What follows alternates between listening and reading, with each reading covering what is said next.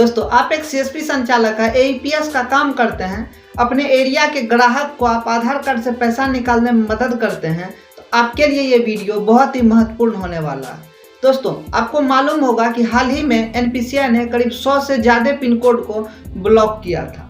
Fraud को रोकने के लिए एनपीसीआई लगातार नए नए रूल्स, नियम, रेगुलेशन जारी कर रही है। उनके बाद बहुत सारे ऐसे पिन कोड थे जहां पे कंपनी के ऊपर बहुत हैवी अमाउंट का डेबिट आया था, तो उस पिन कोड को एनपीसीआई के द्वारा ब्लॉक कर दिया गया। हालांकि उस पिन कोड पे बहुत सारे आईडी जो चल रहे थे, जिस आईडी में डेबिट नहीं आया था, बहुत सारे लोग शिद्दत से काम कर रहे थे, ईमानदारी से काम कर रहे थे। लेकिन अब जो है ये 2023 का कुछ एक अपडेट है जहां पे एनपीसीआई लगातार एक आसमान को छूते जा रही है।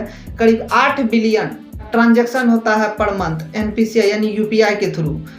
यूपीआई भी एनपीसीआई के अंदर ही आता है, और जहां तक अभी यूपीआई इंटरनेशनल मार्केट में भी अपना दबदबा बनाना चाहती है, तो वहीं दूसरी तरफ एनपीसीआई ये जो आधार वाला सिस्टम है, इसको बहुत सारे लोगों ने गलत इस्तेमाल करना स्टार्ट कर दिया। तो अभी जितने भी प्राइवेट आईडी है, तो प्राइवेट आईडी की अब कोई भी लाइफ नहीं बची है। हाल ही में एक नोटिस जारी किया है एनपीसीआई ने, और उसमें 200 से ज़्यादा पिन कोड को अब ब्लॉक कर दिया। यानी बहुत सारे ऐसे पिन कोड अभी भी है जहां पे फ्रॉड होता है, कस्टमर कंप्लेंट डालता है बैंक में, और बैंक जब चार्जबैक का फॉर्म कंपनी को भेजती है, तो उस कंडीशन में कंपनी एनपीसीआई को ये फॉरवर्ड कर देती है कि वहां पे उस पिन कोड को कंपनी के लिए ब्लॉक कर दिया जाए। क्योंकि कंपनी बहुत ऐसे कंपनी है जो कि घाटे में चल रही है। बहुत सारे छोटे मोटे डेबिट था जिनको कंपनी ने क्लियर करा, और बहुत ऐसे डेबिट है जिनको कंपनी क्लियर नहीं कर पाया, उनके ऊपर एफआईआर हो गई है।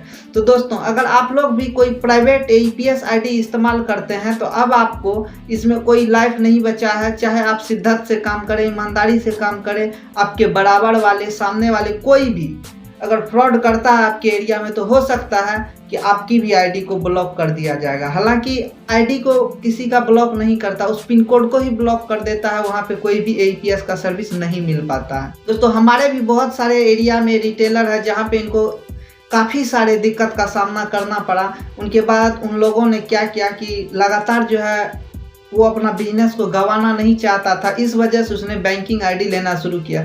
बहुत सारे तो ऐसे थे जिसने कि इंडिया पोस्ट पेमेंट बैंक की आईडी ले ली, लेकिन उसमें उनको ज़्यादा मात्रा में कमीशन नहीं मिल पा रहा है। 5 से 6 रुपया का कमीशन मिलता है, लेकिन काम तो हो रहा है। इस तरह से वो ओवरचार्ज वगैरह सब करके अपना धंधा चला रहे हैं। तो दोस्तों, आप लोगों से भी यही निवेदन रहेगा कि अगर आप लोग किसी न किसी कंपनी का प्राइवेट आईडी चलाते हैं, चाहे आप पे नियर बाय का यूज करते हो, स्पाइस मनी का, रैली पे, रफी पे, रॉयनेट, यानी इनमें से किसी का लाइफ नहीं है। सभी कंपनी पे भारी भरकम मात्रा में डेबिट आया हुआ। बहुत सारे लोगों ने फ्रॉड किया। बहुत सारे ऐसे रिटेलर बनाए जहां पे डिस्ट्रीब्यूटर और रिटेलर की कोई जान पहचान नहीं थी, बस डायरेक्ट ऑनलाइन अनबोर्डिंग कर दिया गया। हालांकि बहुत सारे ऐसे जगहों पे स्पाइस मनी ने अपनी इस रिटेलर का सुधार भी किया। क्योंकि आपका अगर कोई और डिस्ट्रीब्यूटर पहले था, तो अब आपका डिस्ट्रीब्यूटर आपके लोकल का होगा, कोई दूर का नहीं दिखेगा आपके पोर्टल में भी।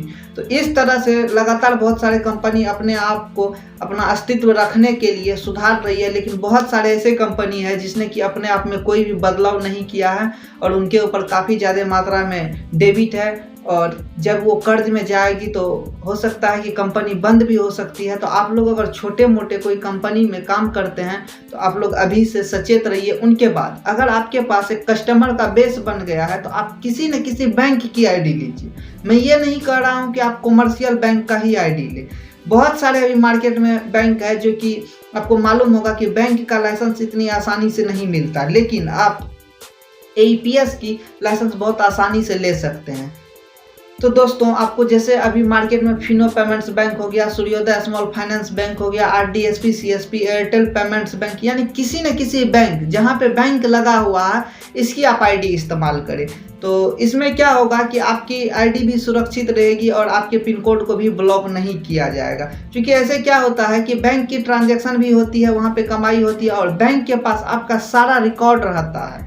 ऑन रिकॉर्ड उनका जितना भी रिटेलर है, डिस्ट्रीब्यूटर है, केवाईसी होता है, वो एग्रीमेंट वगैरह सब होता है, देन आपकी आईडी एक्टिवेट होती है।